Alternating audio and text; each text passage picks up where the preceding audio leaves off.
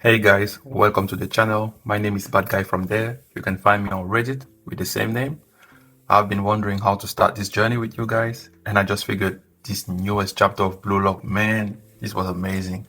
We have a lot of stuff to talk about, a lot of stuff to dissect, so buckle up. Let's go. Chapter starts where we left off.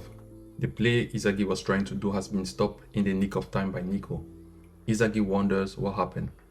You know, Isagi has a god complex. You always have to remember that. For Isagi, you can only stop him if you can see the field the same way he does. So Isagi asks Nico if he too can use metavision. Now, obviously, Nico has no idea what metavision is. It is a made-up word by Isagi. If you remember, Noah didn't know what metavision was either. It is just a made-up word. Isagi came up with that concept. Isagi came up with the word. Sorry.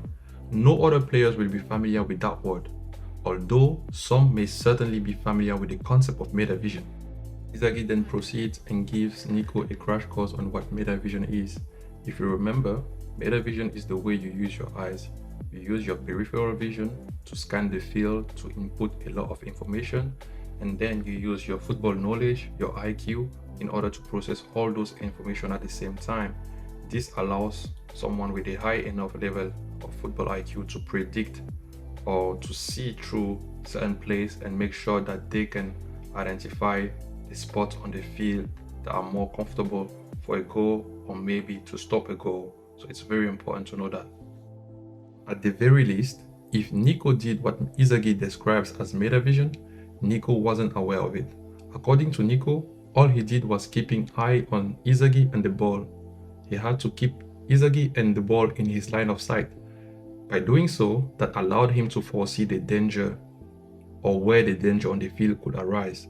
So there's an element of foresight there. Nico simply evolved by watching Isagi's movement. Please consider liking, subscribing, sharing the video if you like it so far. For anyone with common football knowledge, we know that defenders do not need to see the field the same way as midfielders or strikers do in order to stop them. In other words, two players can see the pitch differently yet arrive at the same conclusion. And this is what happened in the previous play. For Isagi to foresee where the loose ball would land, he had to analyze Ness and Kaiser movements, Lorenzo movement, as well as being able to foresee Ario's block. Obviously, this whole time, Isagi has to keep track of where the ball is. We don't even need to repeat that. So as you can see, Isagi processed way more information than Nico, yet both of them arrived at the same point. It's very important to understand this because this is how defensive players can read the field. Nico tells that this is the first time he's ever read the field this clearly. This means that what he did in the U20 game was below this level of reading the field. Please do let me know if you want me to touch on this in another video. The takeaway here is that Nico has got way better since the U20 game and he is still improving. And for those wondering why Isagi shared the concept of metavision with Nico, please do not forget that Isagi is the analytical type of player. He always tries to understand what is going through a player's mind when they do a certain plays. You can go back during the game against Manchester City. After Nagy scored that crazy goal, what did Isagi do?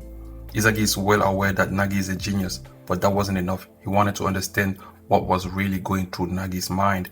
So that's why he went to Nagy and asked, how did Nagy score the goal? And that's how he actually got the first piece to this egocentrism piece. Nagy told him that he was feeling like the protagonist of the world. This is how Isagi understood the formula behind flow. So do not expect Isagi to gatekeep something like metavision or whatever concept he learns along the way. He is not that type of player. He wants to improve and he will always do so.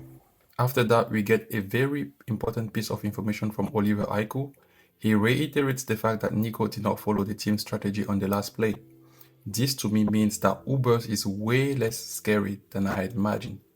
Yes, they are a well-trained, well-organized team with a lot of tactics and strategies, but it's just a matter of time before Isagi can read them like a book. More on this at the end of the video. The chapter continues and we see Raichi screaming at Isagi because he thought that Isagi should have kept the ball.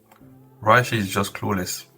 He seems to be under the impression that Isagi just happened to be at the right place at the right time. Kurona and Yukimiya even say the same. Again, we have another reminder that metavision is not for everyone.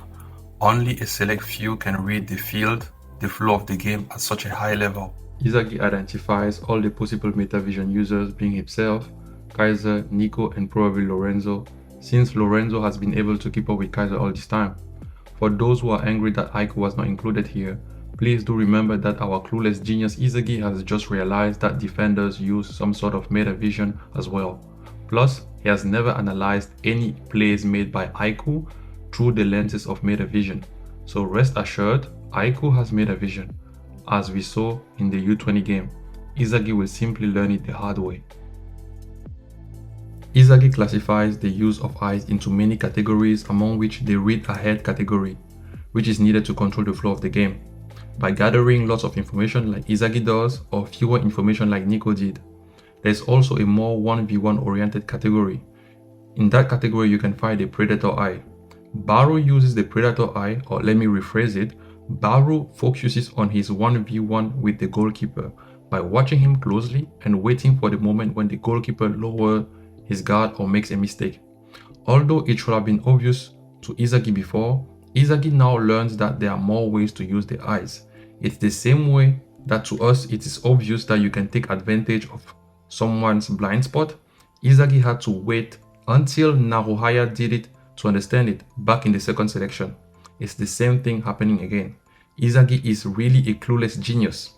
When he unlocks a new piece, his God complex seems to prevent him from thinking outside the box until he is faced with other players using different mechanics to interfere with his plays.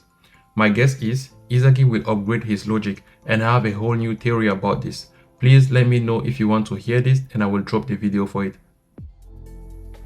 The game enters a critical moment according to Isagi.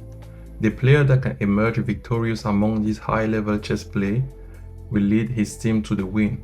I've always said that Bayern München will win every game in this neo-egoist league. I just cannot see them losing any game. This is why I believe the next goal has to be scored by Bayern München. However, Isagi seems to think that the next player to emerge victorious will be the game changer, and I cannot see Kaiser being the game changer because the story seems to move in the direction that Isagi will be the king of Bayern München. I guess we'll wait and see.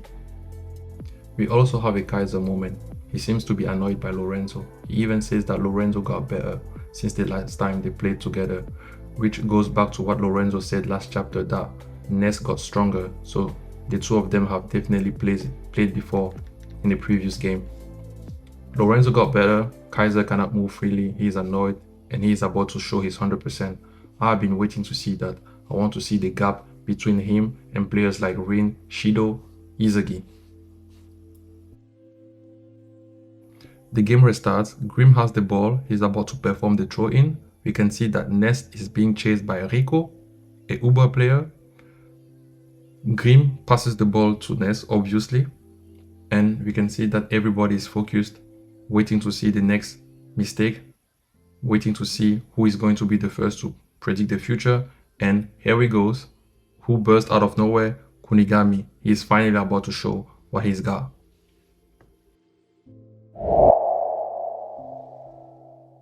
It is finally confirmed Nico has MetaVision. I have been theorizing this for the longest time. We also see that Isagi is closer to a new awakening. Kaiser is also getting serious, so no more excuses. If he fails to deliver, no excuses. Raichi is a certified bench warmer for the next U20 World Cup because he does not seem to be the analytical type of player, which you need to be if you are going to play as a defensive midfielder, right? In comparison, when you have a guy like Karasu, who is, in my headcanon at least, the number one when it comes to keeping the ball inside Blue Lock, and also he's analytical.